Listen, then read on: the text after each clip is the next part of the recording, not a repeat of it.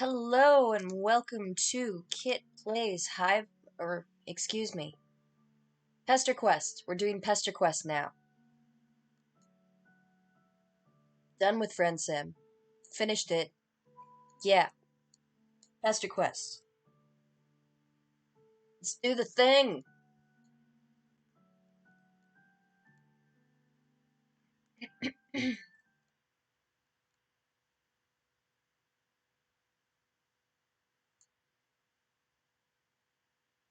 Volume 2. Something Beyond the Sky. On the advice of your new friend John, you go to visit one of his close comrades. Close only figuratively speaking, since it seems she lives all the way on the other side of the country. That's no problem for you, though, since your new powers let you hop anywhere, anytime, even to places that don't exist. Well, you think your powers let you do that. You just have this distinct metatextual feeling that you could pretty much go anywhere at this point. You know, that doesn't make any sense. There's nothing that doesn't make sense about friendship, though, and that's exactly what you're about to do. Friendship, that is. You're about to do some friendship by making a new friend. Her name is... you check your notes. Rose. This is her house, apparently. Looks kind of weird and modern, and it's situated in the middle of the woods for no good reason you can think of. Also, it's pouring rain, which is not what you would describe as ideal friendship-making conditions. Still, nothing stops a mailman, not from delivering mail nor making friends. Rather famously, rain and other similar weather patterns provide no deterrent to the performance of his duty. And there is no duty more important than friendship. Look at her. I love that coat. She's so pretty. Suddenly, a woodland girl approaches. Who goes there? Oh, it's your new friend Rose, obviously. There is literally no one else this could be. You introduce yourself. You are the cool mailman who John told her to expect a visit from soon. You would doff your mail hat to signal a friendly greeting, except recently you accidentally dropped it into a sewer, along with all your other mail-specific clothes, as well as all the mail you were supposed to deliver, as you explained to her gratuitously in an unconvincing manner. It's not a great start, you admit, but you've done much worse. You are not a mailman. Yikes. You're busted almost immediately. You briefly consider whether you should double down on the lie and try to say something mailman-like, or whether the right call is to come clean, since she's clearly too smart for this amateur bullshit. But it's taking a few seconds too long for you to decide, which looks guilty as hell. That's it. The jig is up. You slouch in defeat. You ask her if she would please consider not telling John. Your heart couldn't take it if you found out your entire friendship was based on a lie. You want me to keep a secret from one of my best friends, to protect the feelings of a random buffoon who I've never met, and arbitrarily showed up to my house in the remote wilderness like a creep. Forewarning, Rose's arc does not have an instant death. So there's going to be some overlap in the routes. Just so you know.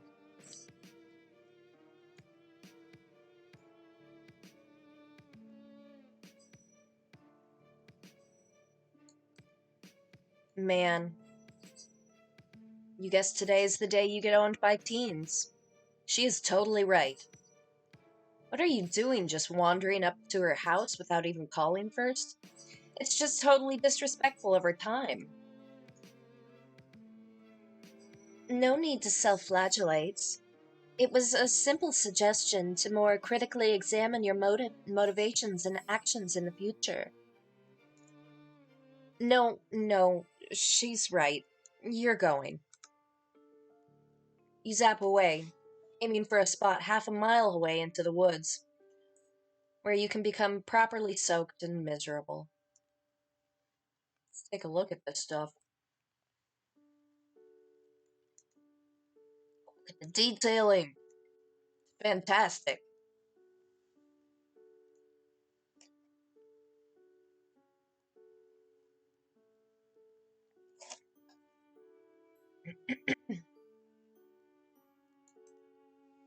But instead of trees, you find yourself standing in front of a bank of computers. Shit, you misfired. Wait, you remember seeing a big structure off in the distance when you were in front of Rosa's house. You figured it was just some sort of office building, but this looked more like a factory. Or a secret research lab? The computers show coordinates on a screen that doesn't mean anything to you. The countdown clock is frozen on 4:13. All of this has the trappings of a tableau someone set up for you to see. Turning away from the screens, you wander down a long line of gleaming science fiction equipment. It reminds you of pictures of old computers from the 1950s. The ones that took up entire rooms. You bet you could go back and visit some of those if you zapped hard enough. You wander through a whole maze of halls and wide, echoing rooms that aren't pictured because our art budget is only so big. But take it as a certainty that they are all very mysterious. Eventually, you circle back to that strange bank of screens. Nervously, you hit a few keys, tap a few fingers against the readouts. Nothing. It's all locked down. You think that if you could only get these screens to unlock, you could unravel the secrets of life, the universe, and everything. Or maybe it's your memories you are trying to unlock. Maybe then you'll understand the seething waters of this endless ocean of time and space, intertwining in the meow. Meow? Meow. You turn around expecting a cat. And you do get a cat. A very adorable black kitten, tiny and soft, with far more eyes than a cat should have. Aww. But the cat isn't the only thing there. She is. There she is. She looks fantastic.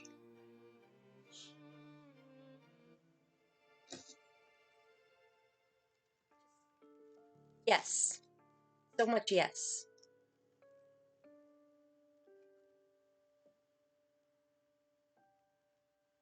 A woman in a sleek white lab coat and sensible heels holds the cat, pinning you to the spot with her gaze. Or at least you assume she is. Her hair is in her eyes and the light is behind her, so all you can see of her face are her painted lips. Uh, Sorry, ma'am. You absolutely didn't mean to trespass in her secret science lab. And you actually aren't even lying. You really did just fuck up this time. The lady puts the cat down slowly, where it rolls on its back and bats a paw playfully in the air. Aww, cats are great, even mutant cats. Maybe especially mutant cats? This little guy should have a name. You think you'll name them Cryptid McWhiskers? Yeah. Cryptid McWhiskers is a great name. In fact, You can't imagine anyone ever naming this cat anything else. You hold out a hand to Cryptid McWhiskers and wriggle your fingers.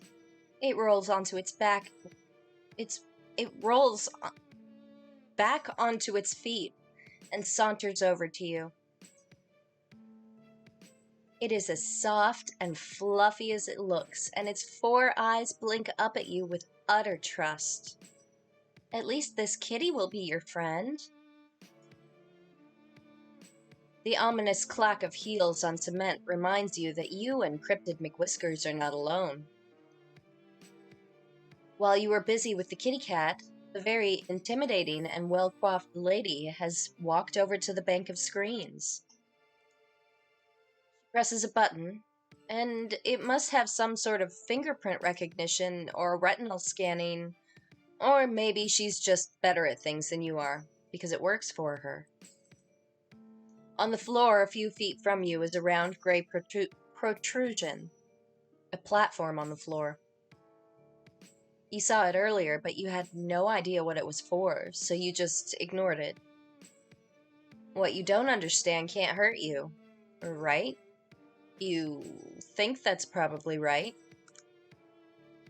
Oh, there's a smile. The intimidating lady presses a button on the screen, mouth turning up at the corners.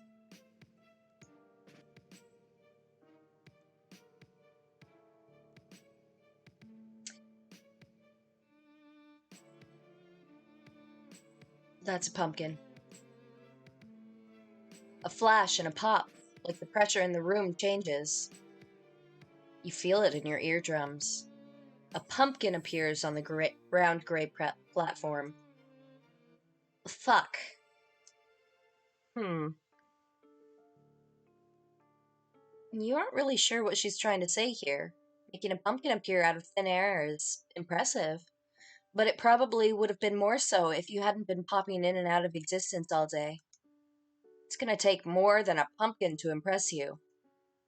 Pumpkin? What pumpkin? The lady shakes her head and hits another button. The pumpkin vanishes, and in its place is a tiger. Yes, you heard that right. A whole-ass tiger. Orange and black, big teeth and big paws. For a second, the two of you just look at each other. Honestly, the tiger might be more shocked than you are. Kinda sucks to think about. 1 second, you're just killing on the savannah, mauling antelopes, and drinking at the watering hole. And the next you're in a secret lab in upstate New York, staring down a very unappetizing-looking protagonist. Apparently, you are... Oh, God. Apparently, you are appetizing enough for it to want to get a taste, though, because it looks from you to Cryptid McWhiskers and back again. Then it charges. You try to book it out of there. The lady in the lab coat looms up in front of you. She's saying something. You strain to hear her. The tiger is right behind you. The lady or the tiger. At the last minute, you remember you have magic powers, and you choose the third option, teleporting the fuck out of there. Oh, not again.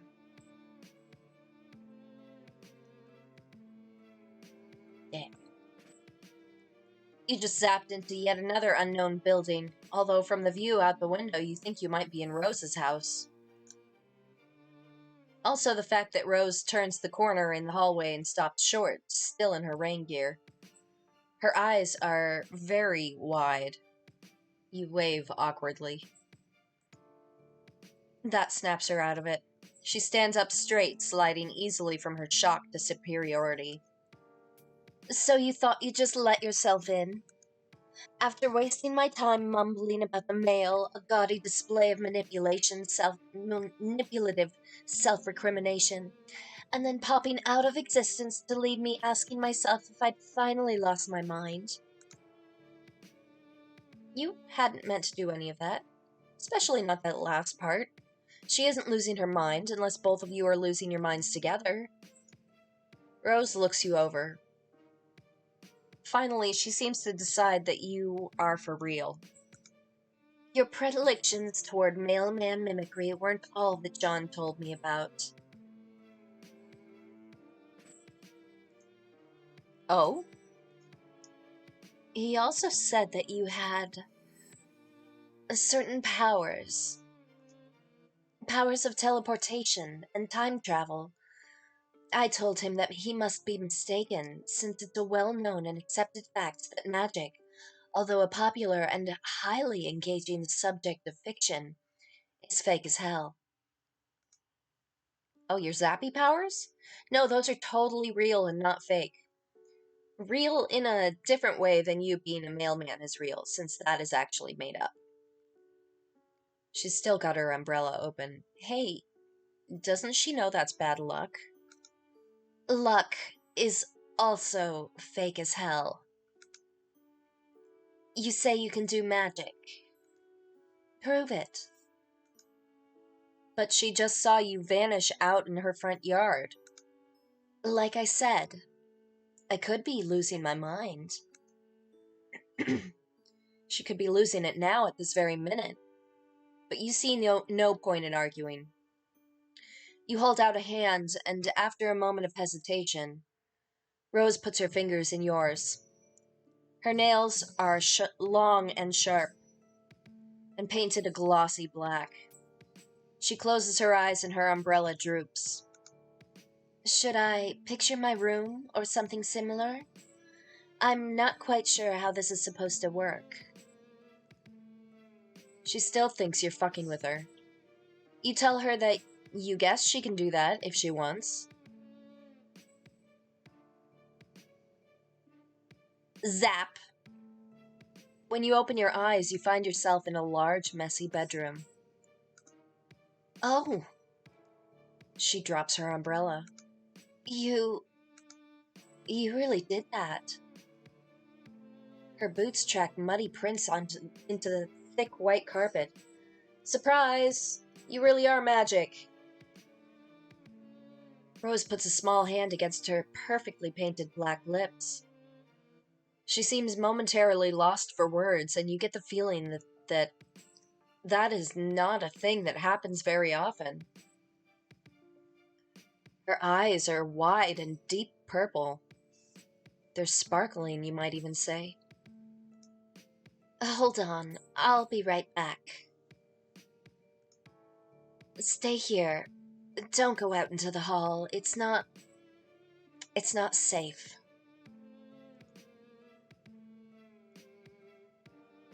You tell Rose to take her time. You're happy to just stand here dripping on her nice white clean floor. She leaves the room and you take the opportunity to examine your surroundings a little more closely. It's Rose! Let's take a look at her room. I like the Cthulhu plush. Or statuette. Whatever it is, I like it.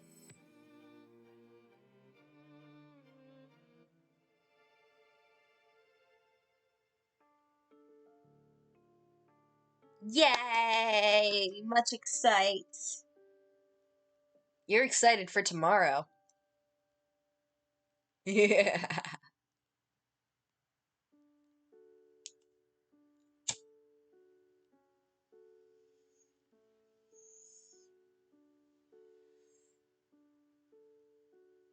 Yes.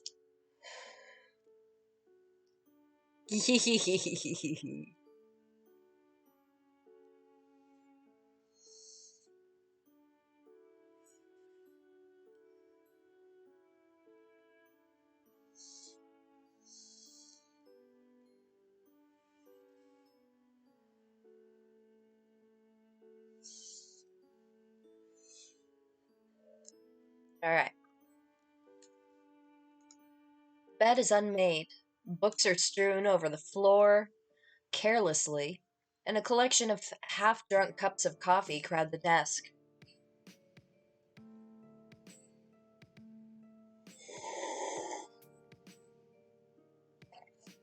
Ah.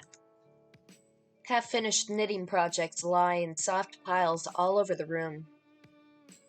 In fact, there's a lot of evidence that this room is often occupied by someone with a lot of interests, who has trouble settling down and putting her attention to one thing at a time. Mood. Man, you relate. Not with interest, but with friends. You can't imagine settling for just one. Rose has a number of posters on her walls, although nowhere near as many as your friend John. A calendar hangs beside the window, days ticked off with little X's, all the way up to 4/13, which is circled. Step closer to read the year date up in the corner, 2009. But what the hell do you care about the date? You can make friends any day of the damn week, rain or shine, night or day. Rose sure is taking a while out there. She'd told you that it wasn't safe out in the hall. Maybe she hadn't just been quipping. Maybe she's actually in trouble. What should you do? Oh, we're going to start by staying put, as she told us. There she is. There she is.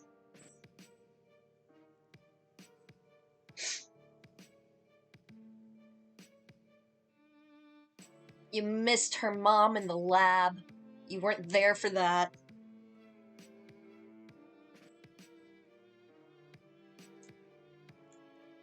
Patience pays off almost at once. Rose is back and looking significantly more put together. So pretty. Also, she's brought you a towel. Here. I'm not overly attached to anything in here. It's mostly just childish nonsense I haven't yet bothered to rid myself of. But I'd appreciate it if you tried not to drip on any of the notebooks. So pretty. Right. Right. She's changed out of her raincoat and boots. She's dressed in a neat black skirt and white shirt with a purple blob thing with tentacles. What is it with these kids and their blob shirts? Now that's dealt with. Please sit down. She crosses her legs. You suddenly feel like you're at a job interview, friend interview. You wish you were a little less damp. Actually, let's switch places. You're still pretty wet. You don't want to get her bedspread messed up. Don't worry about it. That's what washing machines are for. Now, let's talk about magic. Which up until now I have always taken for granted as being something confined to storybooks. Rose takes a wistful look toward her bedroom window, graying over and blurring with raindrops. You get the feeling that she's doing it for effect. Maybe that's why she wants you to switch places with her. And then comes you, the not a mailman with a penchant for showing up and attempting to make friends with unwitting children. Well, fair, she's got you there. But honestly, she might be a child, but she really doesn't seem to be unwitting. On the contrary, she's really quite witty.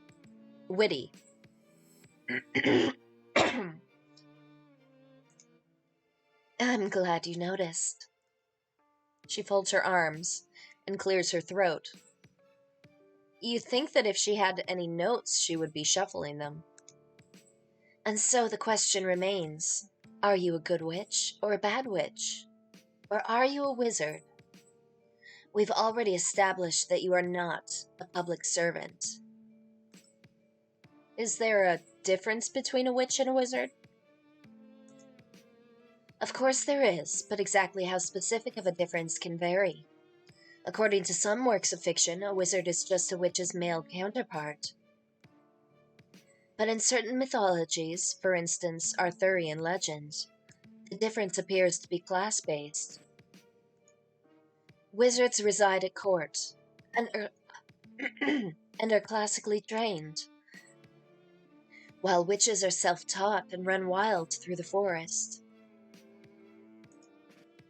I won't deny that those differences tend to often be gendered as well. You ask her which one she is, a witch or a wizard. Me?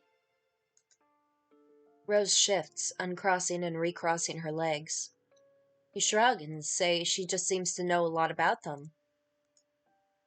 I know a thing or two. But can I tell you a secret? Oh my god, Rose. She has no idea how much you would love to hear her secret. I find them, wizards I mean, utterly reprehensible. They disgust me. Everything from their foppish robes to their grizzled beards. It's my mother who is the wizard enthusiast in this house.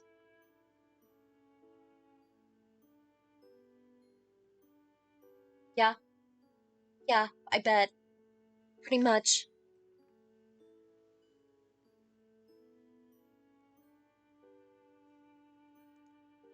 Although, she glances from side to side theatrically. Most of the things Rose does seem to be at least a little bit theatrical. She kneels on the carpet beside the clutter of books. I don't show these to many people. Actually, I haven't shown them to anyone. Not even John? John seemed to be a pretty cool guy. Definitely a guy worth sharing a few secret notebooks with. Rose laughs. It's gonna be so much fun. Much excites.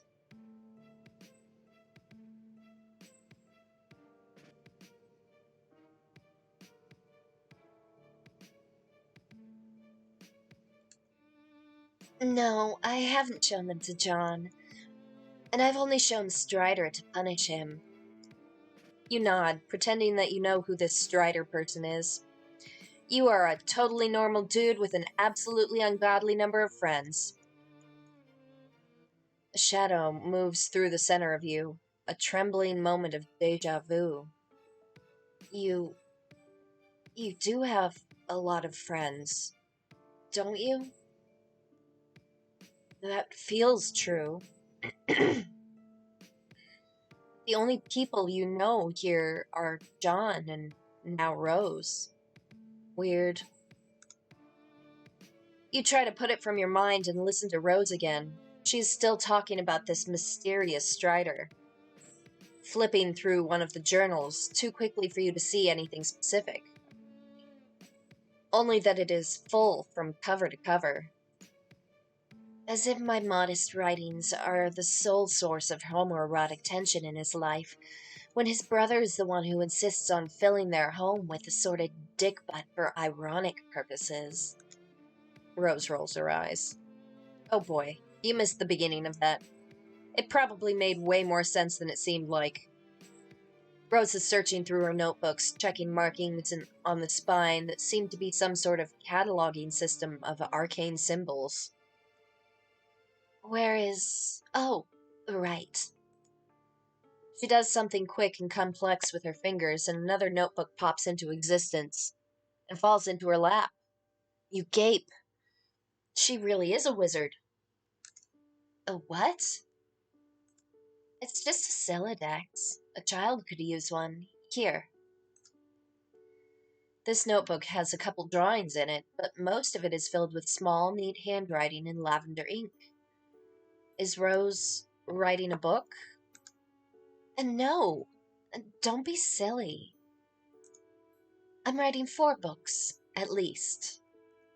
Of 5, depending on whether I decide to flesh out Calamus's backstory. It isn't strictly necessary, but it does add a certain amount of valuable character insight, which renders their actions in later volumes more sympathetic.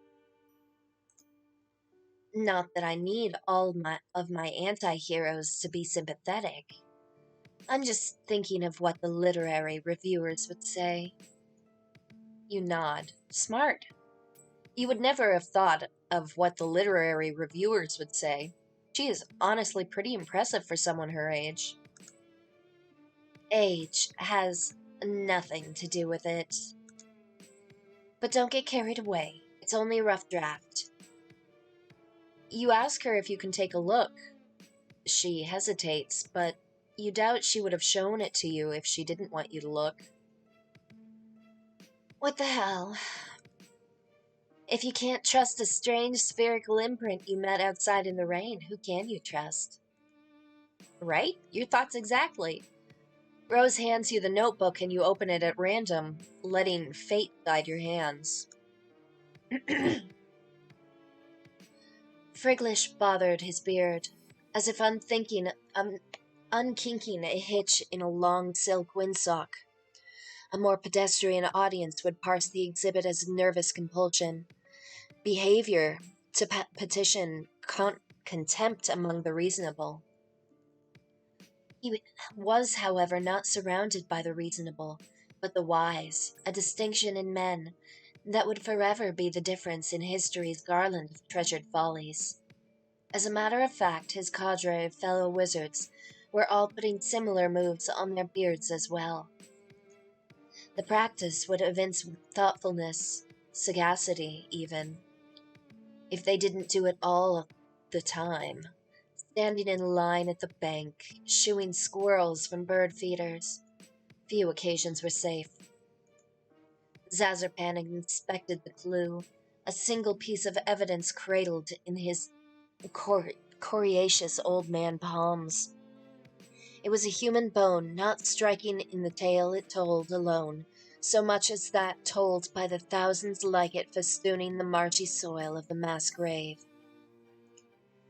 The grisly expanse bore the texture of a decadent desert, like one of Smarnie's formidable custard trifles, wobbled out on wheels for the holidays, to the dismay of a small nation.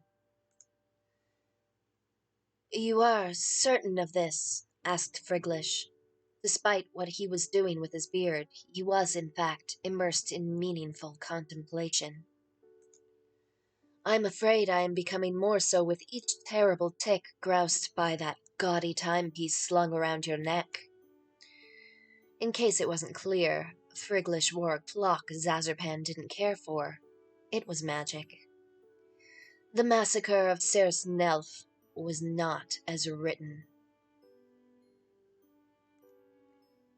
Wow, this is pretty dense, but smart. You stroke your own imaginary beard and pretend to ponder the deeper meaning. Yes, intriguing. Zazarpan and Friglish. Clearly there is some history there. Yes, clearly. But what the two of them share went beyond simple romance. That's why it has gone so spectacularly sour. Rose becomes increasingly more animated as she tells you about her gay wizard OCs, like she is far more interested in them than she is in herself. They share an intellectual bond, a mutual dedication to knowledge and the preservation of such.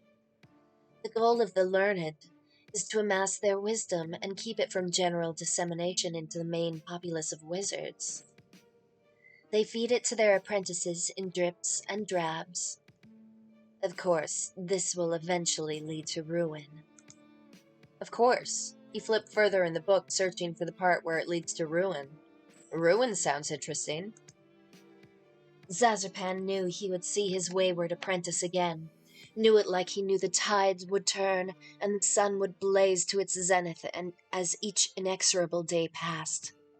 Now they stood diametrically opposed across an overgrown chessboard. His apprentice's eyes were hidden behind dark glasses, but Zazarpan knew that if he could see them, they would be riddled with the madness of the void. Calmasis wasn't here for justice or for revenge. They were here exclusively because Zazarpan had something they wanted, something they were owed. You flip through the notebook, checking out the drawings. There are a lot of wizards, each more bearded and venerable than the last. One of the pictures, the most recent maybe, since it's on the very last page of the journal, is of two young wizards. Twins, maybe? They have gray hair and are wearing slick green suits. They are standing back to back with their arms entwined, staring into the middle distance. It's very anime. You compliment Rose on her artistic prowess. Yes, thank you. They're all right. I'm a much better writer than I am an artist. You tell her you think she's really good. Way better than you. You're absolutely positive she is going to be famous one day. I appreciate the encouragement, even though I know you're just trying to flatter me, due to your strange thirst for affirmative experiences. John told me all about that. Damn, busted. But you really do think she's talented. It's fine. It's not as if my social calendar is overfull out here in the middle of the woods. Don't tell anyone I said that. I don't have many friends. And don't tell them I've been drawing. He'd be insufferable. He? And never mind. You assure Rose that her secrets are safe and hand back her journal. You are really excited about your new friend, if you might be so bold, and her wizard stories. Although, wait, hadn't she said that she hated wizards? What's your point? Well, you're no expert on wizards or on Rose, but it seems like she actually does seem to like them, because she has several notebooks full of wizard fiction. You aren't trying to get, like, real here, but maybe it's possible her mom isn't the only one in the family who likes wizards?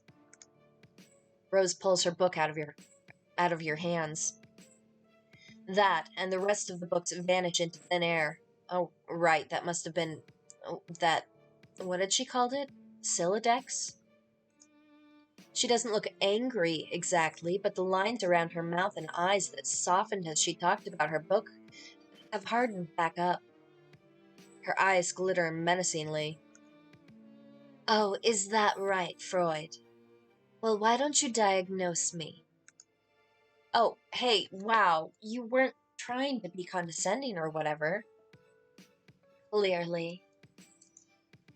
Were you aware that it is a common psychological phenomenon for an individual to react to trauma by creating fictional representations of that which has caused them bodily harm or emotional dismay? To suggest that the portrayal of those fictional renderings somehow condones them or supports them is absolutely absurd. So what she's saying is she draws wizards to cope. Rose rises regally to her feet. The lightning turns her into an ethereal silhouette. What I'm saying is that I don't need to justify my fictional predilections to you, or to anyone else. No, she's totally right. You're sorry that you suggested she might like wizards. It was horribly presumptuous, and not at all the way a friend should act. You are so sorry. You promise it will never happen again. Rip the lights. Thanks for the hosts. No, I don't suppose it will. It's probably just because Rose's hair is such a pale blonde, but it almost looks like she's glowing in the dim bedroom. Like, light behaves a little differently around her than it does on everything else. Would you look at that? It appears the rain has lightened up a bit. The rain is hitting the window so loudly you're actually having trouble hearing her. And your point is? You can just zap yourself out to where the weather is drier. Fuck off. Go zap yourself.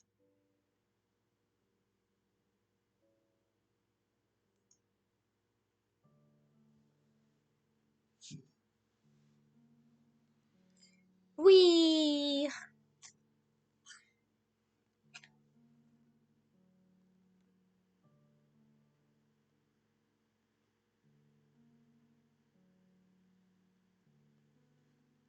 Alright.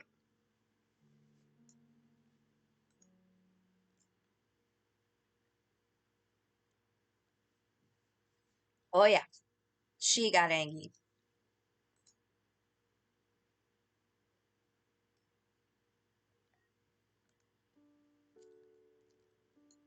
I will read the question again. You want me to keep a secret from one of my best friends to protect the feelings of a random buffoon who I've never met, and arbitrarily showed up to my house in the remote wilderness like a creep? Yes? Um, yes. That's what you want.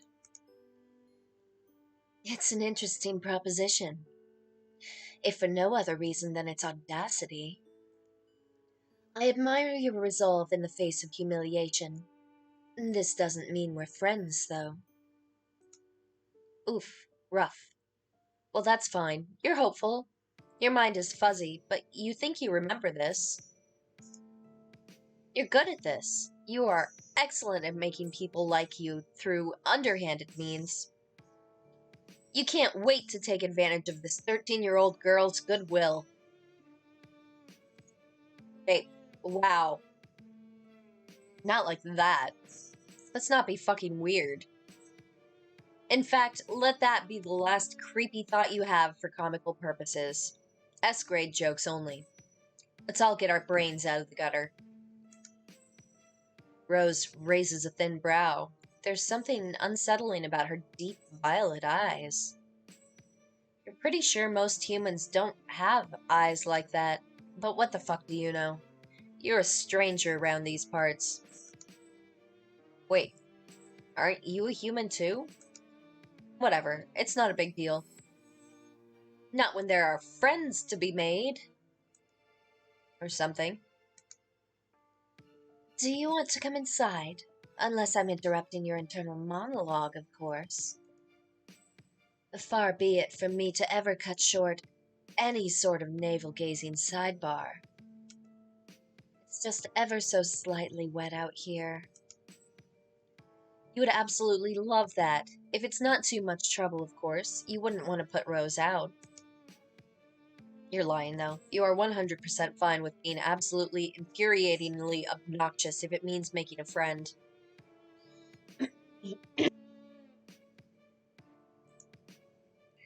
Rose purses her lips, considering. Your predilections toward mailman mimicry weren't all that John told me about. Oh?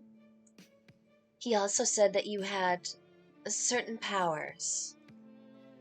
Powers of teleportation and time travel. I told him that he must be mistaken. I need a drink.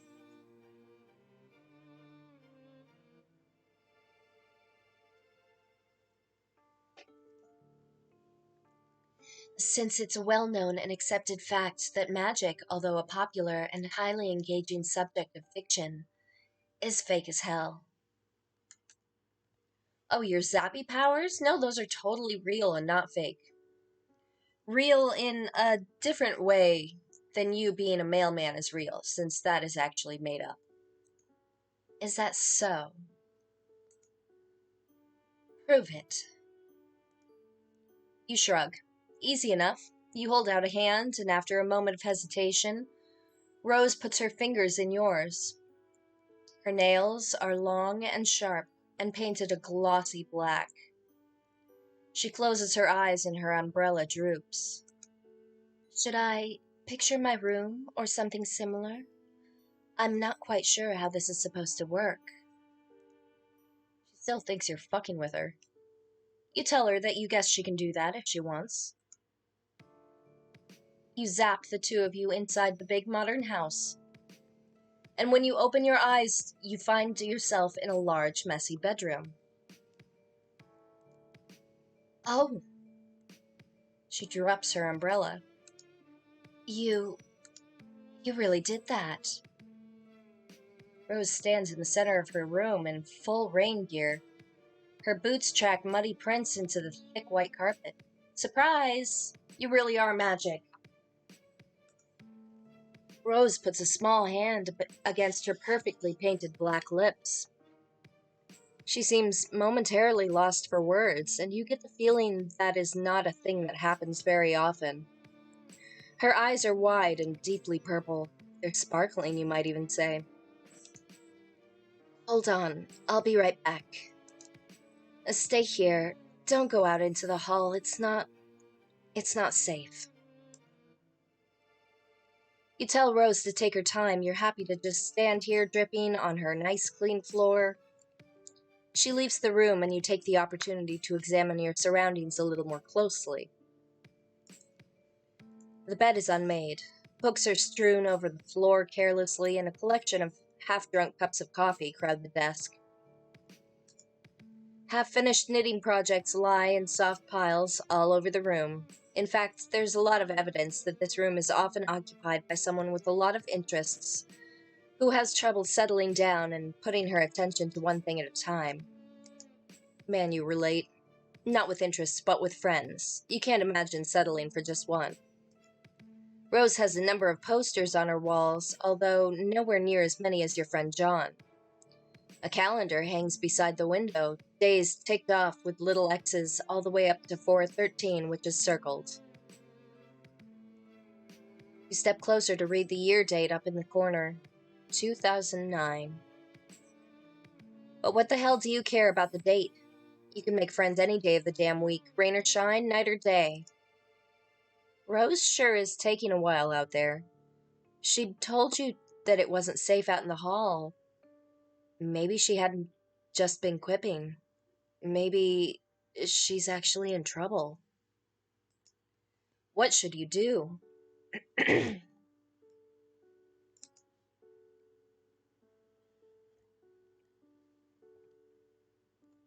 This time we go look for her. You are too anxious to sit still. And you aren't the sort of person who just sits there and waits for friend opportunities to fall into their lap. Better to run headlong into danger, or as much danger as a minimalist upper-middle-class house in the middle of the woods can offer.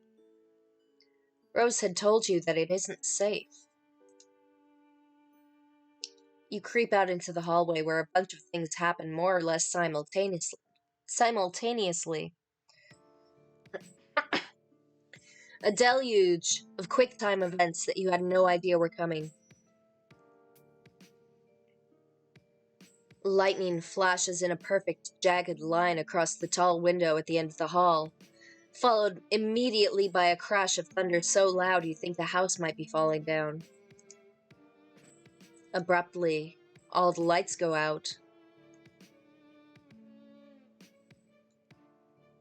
Another flash of lightning, and for a vertiginous moment, you see a long, thin figure superimposed against the window. You freak the fuck out, jumping about a foot in the air and yowling like a cat. A small hand lands on your shoulder and you jump again. Calm down, it's just me. Rose speaks in a normal tone of voice, and it's jarring. The house is echoey and cavernous, and there's just something about a dark house on a stormy evening that makes you want to whisper.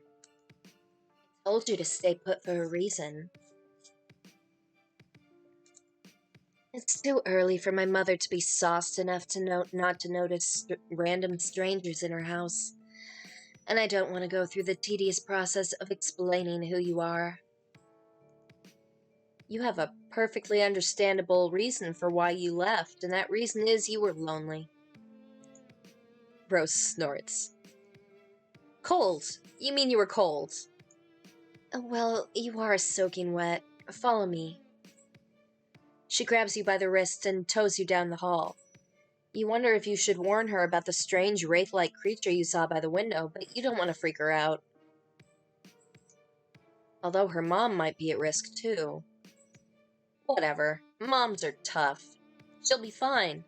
This probably isn't the first time she's gone toe-to-toe with a weird Slenderman. This house looks haunted as shit.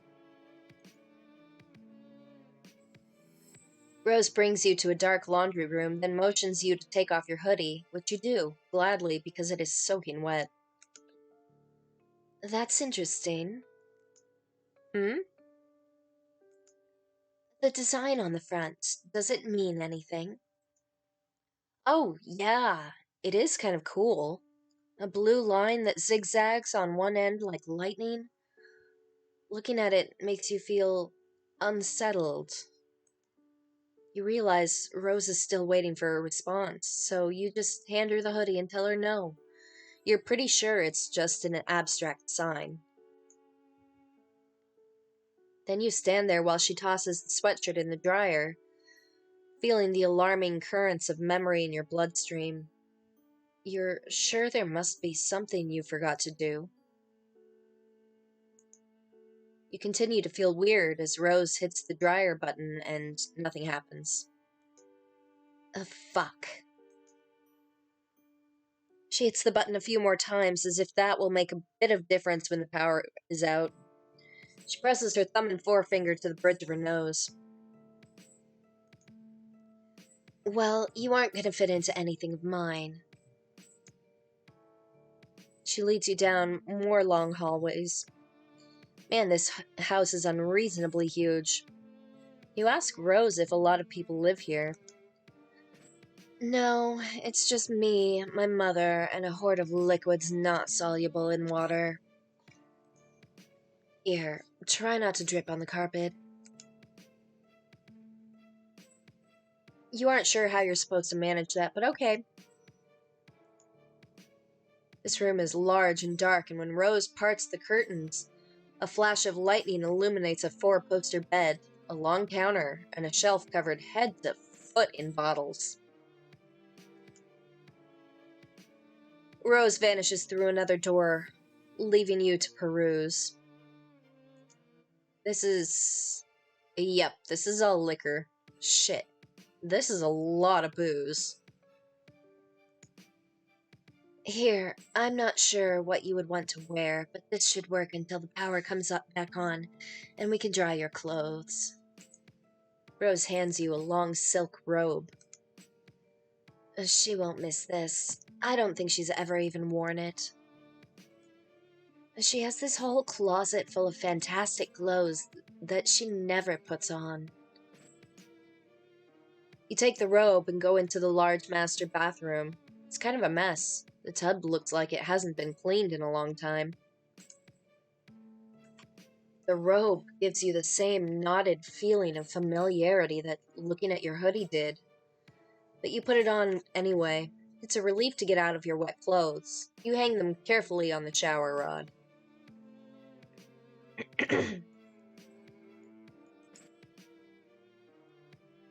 When you head back out into the bedroom, you find Rose standing in front of the wall of liquor.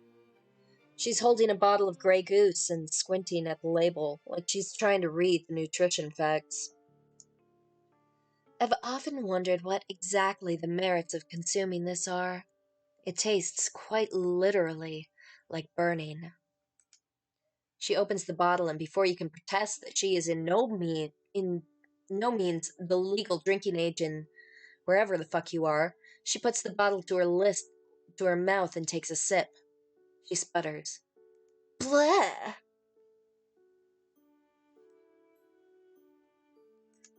That's terrible. You could have told her that. Straight vodka isn't for the uninitiated, even fancy vodka. You take the bottle from her. She hesitates for a moment, then lets it go. You set it back on the shelf. This really is, quite an impressive liquor cabinet, liquor wall, liquor room. Her mom must really have a refined palate. And don't strain yourself. You can say it. What's the point of mincing words? She's a fucking alcoholic. Wow, this is intense. You're not sure if you're prepared for something this heavy.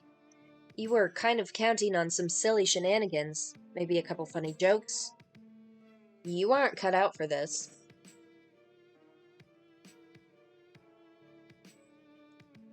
You get the feeling that at some point you might have been cut out for this. You might have been the sort of person your friends, or potential friends, could count on. In fact, you know on some level that this is true. But whenever you try to nail down any sort of specifics, you find a gaping lacuna in your experiences. It's all just white noise. Rose's shoulders slump as she stands surveying her mother's bottles. She doesn't even have the decency to hide her distasteful habits. Who needs an entire wall of liquor bottles? She doesn't have people over, and she doesn't have any friends. This is all just for me. Just more of her passive-aggressive act as a femme fatale 1950s housewife with a death wish. It's just like the wizards. Wizards? And don't worry about it. You know how long it's been since I've had a home-cooked meal? And I'm not saying that I require or even deserve a lovingly crafted culinary masterpiece every time I sit down to eat. That's going a bit far. You know John complains about being plagued by fatherly concern every chance he gets. He's overwhelmed by pastries whenever he ventures from his room. I'm glad my mother doesn't poke her considerable nose into my private affairs. But I'm sick of eating oatmeal. Rose. I told you, don't worry about it. But you will worry about it. You worry about all your friends. All 2 of them. Rose smiles with half her mouth.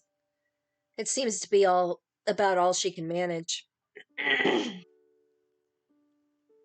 Lightning crashes. She looks so small and sad against this wall of bottles.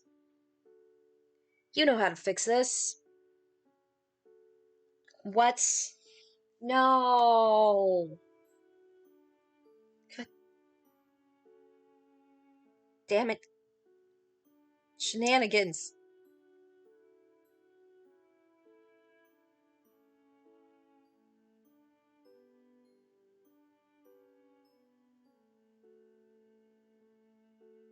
We are almost done here. Ugh. Let's finish this up. Then I'm gonna go look at shenanigans. Because that always seems to happen when I'm streaming. Yeah, jerks. Thunder rolls and you clench your fist. A friendship clench. You don't know who you are, and you don't know why you're here, but you do know that surely you have these powers for a reason. Why? Why?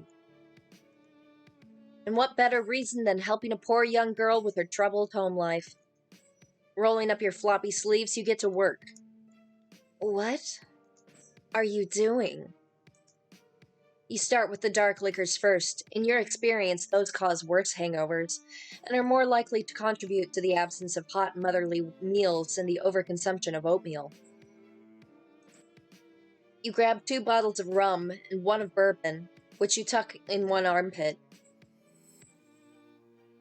Of course they are. Then you zap out of the house and into a clearing in the nearby woods a couple of hours ago, before it started raining. You drop the bottles and go back for more. Are you just stealing all of my mother's liquor? Is this your solution to her alcoholism? Don't worry. Rose can thank you later.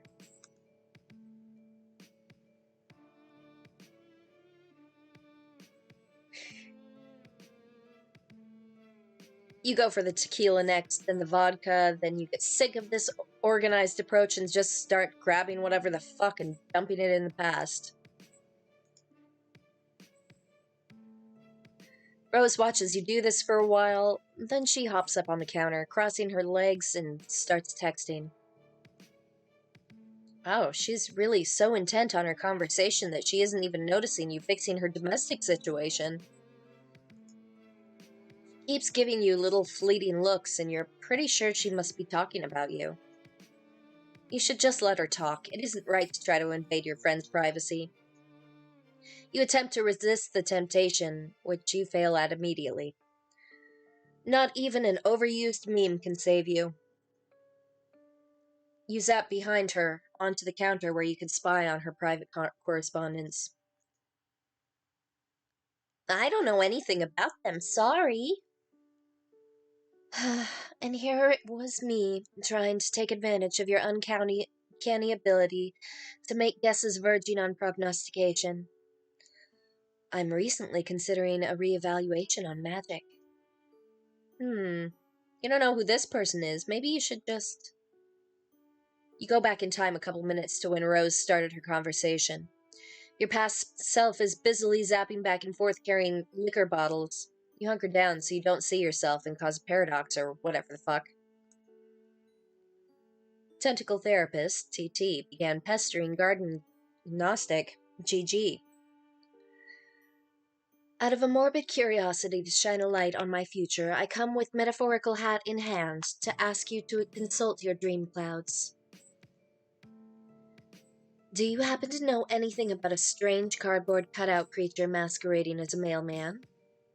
Are you sleeping? Sorry, I had to scold Beck. He's been acting really weird all of a sudden.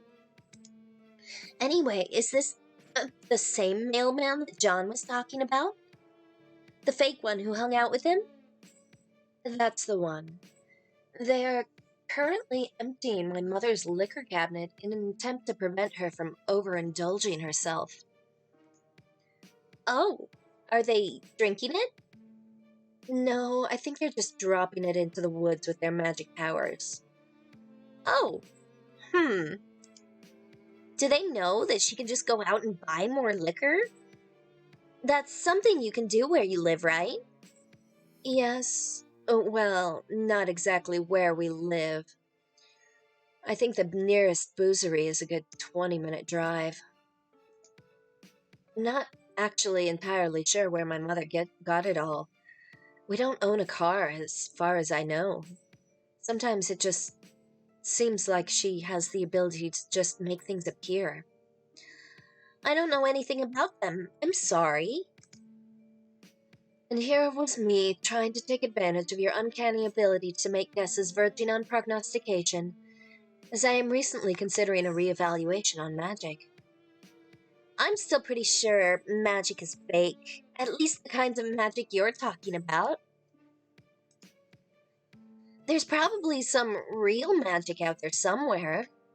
Yes, for instance, the sort that lets you spy on your hostess's private correspondence while you are stealing her mother's libations. You freeze. With a contrite zap, you reappear in front of Rose. She sets her phone down and props her chin up on a delicate fist. Sorry, you honestly don't know what got into you. You just couldn't resist using your power for evil. Haven't you heard that with great power comes great responsibility? Rose is right. She's totally right. You've only had this power for like a day, so you still aren't used to the idea of being able to just zap all over the narrative. Clearly, you did not appreciate the implications.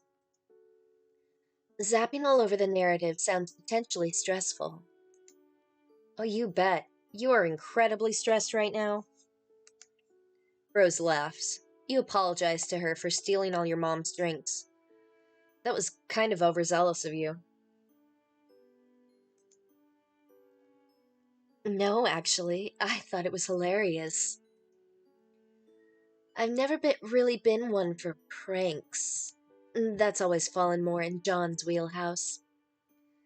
But there's nothing wrong in occasionally stepping outside of one's comfort zone. Let's do the vodka next. The two of you working together gets the place cleared out pretty quick.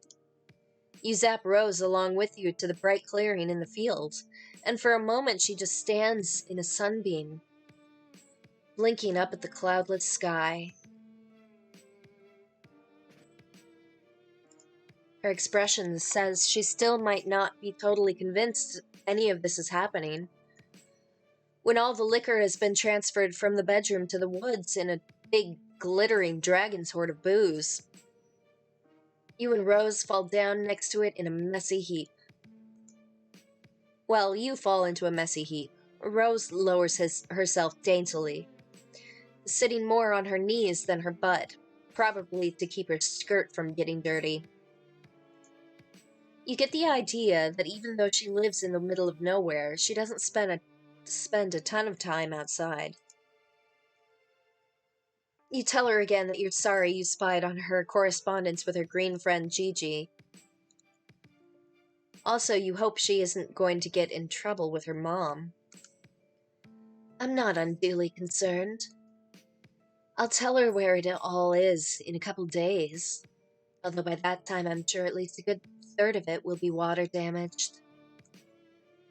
I'm sure this will have fantastic implications for our relationship, and not at all exacerbate the emotional problems underlying her addiction. You laugh awkwardly. Well, now you kind of just feel like an asshole. Rose lies back on the grass and raises a hand to trace the curves of a fluffy white cloud. She closes her eyes. Perhaps it's just projection on my part, or wishful thinking. But ever since I met you, I feel like something has changed. Or rather, something has failed to change, if that makes any sense. It's probably nothing. Her eyes flicker back open, endlessly purple, fixed on the sky like she can see something beyond it. And once again, you feel that there's something really crucial that you forgot. But at least you've made a new friend.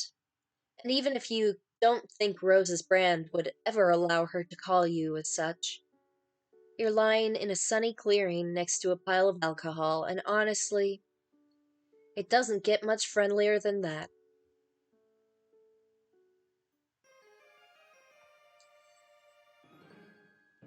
Victory!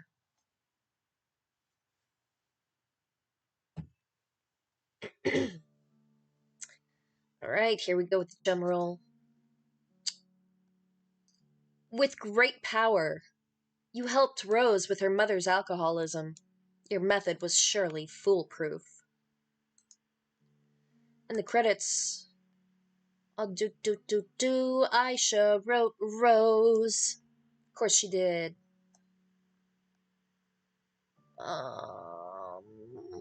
Character art. Brea Rivera did Rose. Background art. Courtney Brendel did the background art for Rose. And the ending illustrations as well. Music. Rose's theme. Please support the Trevor Project. I wholeheartedly agree. If you don't know what that is, I suggest you look it up and support if you can. If you cannot support yourself, share it with someone who can. Anyway, fun times. And it is still relatively early. But do you want to keep these separated for the moment?